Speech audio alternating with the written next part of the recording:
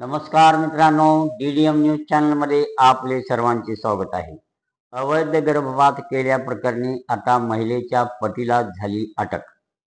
उदगीर येथे एका बोगस डॉक्टराने अवैध गर्भपात केल्याची घटना काही दिवसापूर्वी उघडकीस आली होती. यात आता पोलिसांनी या अवैध गर्भपात प्रकरणात महिलेच्या पती व एका औषध साहित्य पुरवठा करणाऱ्यास अटक केली आहे. त्यांना न्यायालयाकडून 3 दिवसाची पोलीस कोठडीही देण्यात आली आहे. याविषयी अधिक माहिती अशी की उदगीर येथील आफिया क्लिनिकमध्ये एका विवाहितेचा गर्भपात करणाऱ्या बोगस डॉक्टरला पोलिसांनी व आरोग्य विभागाच्या पथकाने रंगेहात पकडले होते. या प्रकरणी गुन्हा दाखल करून मुन्नाभाई डॉक्टर आणि क्लिनिकमधील नर्स अशा दोघांना अटक केली होती.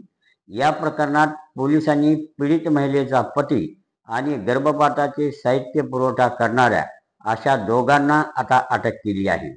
उदगीरात गर्भलिंग निदान व गर्भपात करणारे मोठे रॅकेट सक्रिय असल्याची शक्यता वर्तवली जात आहे.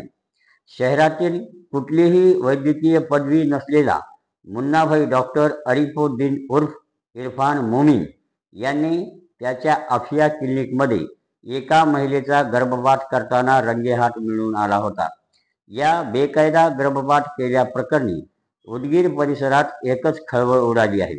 या प्रकरणी उदगीर ग्रामीण पोलीस ठाण्यात तोतया डॉक्टर व क्लिनिकमधील नर्स यांच्या विरुद्ध गुन्हा दाखल करून त्यांना अटक करण्यात आली आहे.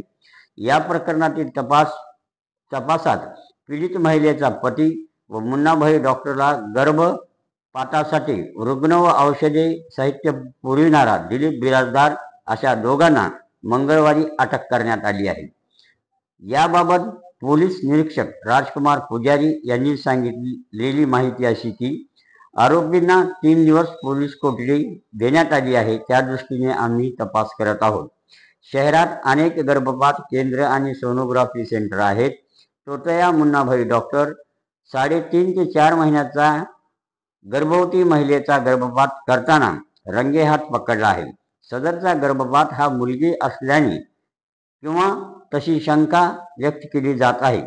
पीडित महिलेच्या पतीला पोलिसांनी अटक केली आहे. एकंदरीत उदगीरमध्ये गर्भलिंग निदान झाल्याची शक्यता नाकारता येत नाही.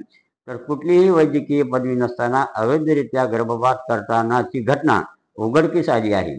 त्यामुळे उदगीर शहरात गर्भलिंग निदान व गर्भपात करणारे मोठे रॅकेट सक्रिय असण्याची शक्यता नाकारता येत नाही.